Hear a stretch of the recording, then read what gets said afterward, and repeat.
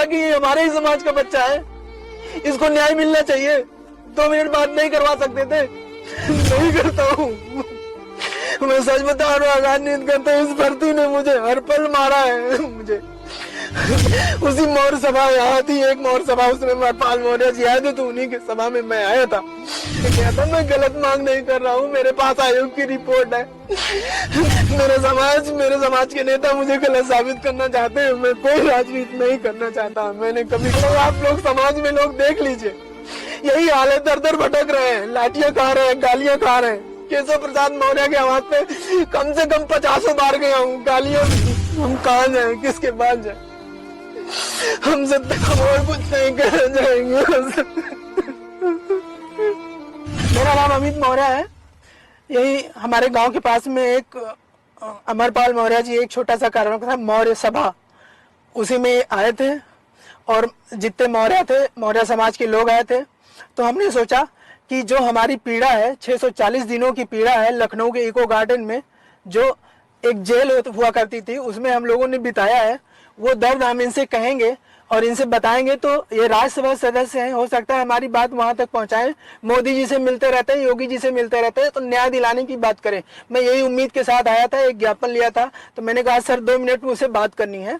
तो सर ने हमारा ज्ञापन, हमें जैसे 69,000 का नाम लिया, उन्होंने हमारा ज्ञापन ऐसे ले लिया, हाथ में पकड़ लिया, ना कुछ सुना ना कुछ कहा कि अभी बात करते हैं। वो चले गए। उसके बाद फिर मैं बाहर बोलता रहा। उसके बाद कई सारे नेता हमारे समाज के ही हैं, जिनको मैं जानता हूँ, वो भी हमें जानते हैं, वो हमको डांटने लगे, अलग से हमको डांटने लगे कि तुमको ऐसा नहीं करना चाहिए था।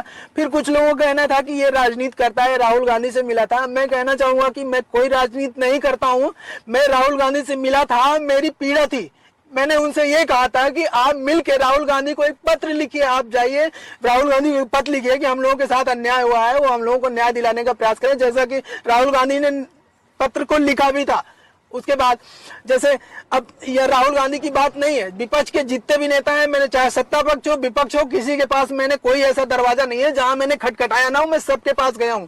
कोई ये एलिगेशन अगर लगाता है कि मैं राजनीति कर रहा हूं, तो वो मेरा पूरे घर का बैकग्राउंड देख सकता है कि क्या मैं राजनीति करने लायक हूं, मेरी औकात है राजनीति करने की।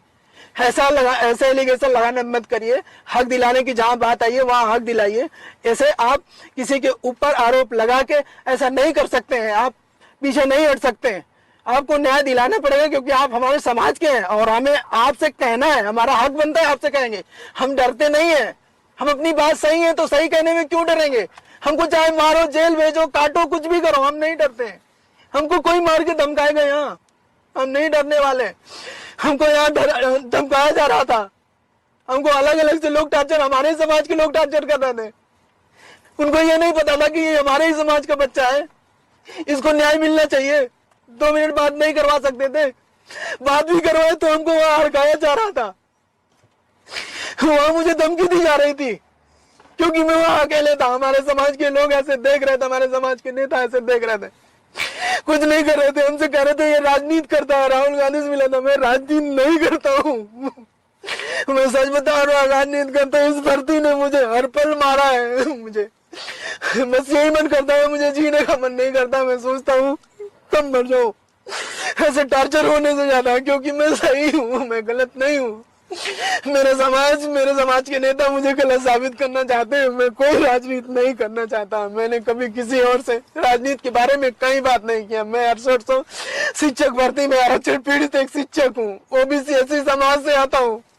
ओबीसी एससी शिक्षकों की, ओबीसी एससी बच्चों की क्या हाल है, आप लोग समाज में लोग देख लीजिए। यही हाल है, दर दर भटक रहे हैं, लाठियां खा रहे हैं, गालियां खा रहे हैं। केशव प्रसाद मौर्य के आवाज पे कम से कम 50 बार गया हूँ, गालियां मिली है। एक बार मुलाकात हुई तो उन्होंने कहा कि हम मौर्य सभा बनाने आते हो। उसी मौर्य सभा, यहाँ थी एक मौर्य सभा, उसमें हरपाल मौर्य जी आए थे, तो उन्हीं की सभा में मैं आया था। मैंने सोचा कि वो मेरी बात रखेंगे, वो मेरी बात सुनेंगे, मेरा दर्द सुनेंगे, लेकिन उन्हें सुनने से मना कर दिया। मुझे अलग से अड़काया। कई सारे नेता थे हमारे, कई ब्लॉक प्रमुख थे, विधायक जी भी थे, लेकिन किसी ने मुझसे बात करना उचित नहीं समझा। सिर्फ मुझे डांटने के सिवा, मुझे आरोप लगाने के सिवा किसी ने कुछ भी नहीं समझा। मेरा बिल्कुल भी मन नहीं कर रहा है कि मैं जिंदा रहूं। इस तरह का टॉर्चर होना नहीं चाहता। लोग मुझे सुनना ही नहीं चाहते, मेरा दर्द क्यों नहीं सुनना चाहते लोग, हमें ये नहीं समझ में आता।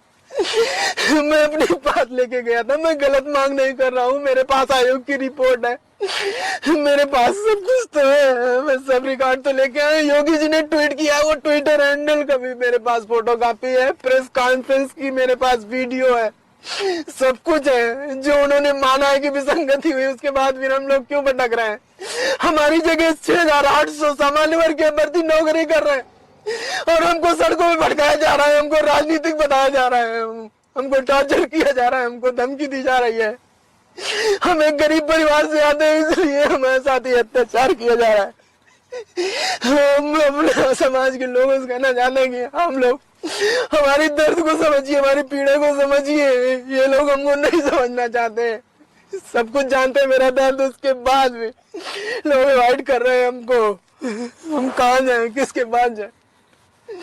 हम सत्ता पक्ष के पास जाते हैं तो वो सुनते नहीं, विपक्ष के पास जाते हैं कि वो सदन में मेरी बात रखेंगे तो मुझे राजनीतिक बताते हैं। मैं कहाँ जाऊँ? 69,000 शिक्षक भर्ती में इतना बड़ा घोटाला हुआ, 6800 सीटों का, उसके बाद में हम लोगों को न्याय नहीं दिया गया। चुनाव के समय योगी जी लिस्ट तो निकाल देते हैं, लेकिन 2 साल से सड़कों पे गालियां खाए, पुलिस की लाठियां खाए, मार खाए, जातिगत गालियां। ये लोग जो समाज के नेता बन रहे हैं, ये लोग क्यों नहीं समझते? हम लोग को वहां जातिगत गालियां दी जा रही थी, जूतों से मारा, पुलिस द्वारा टॉर्चर किया जा रहा था। हमारी क्या गलती है? सिर्फ यही गलती है कि हम ओबीसी एससी हैं, इसलिए हम और कुछ नहीं करना चाहेंगे।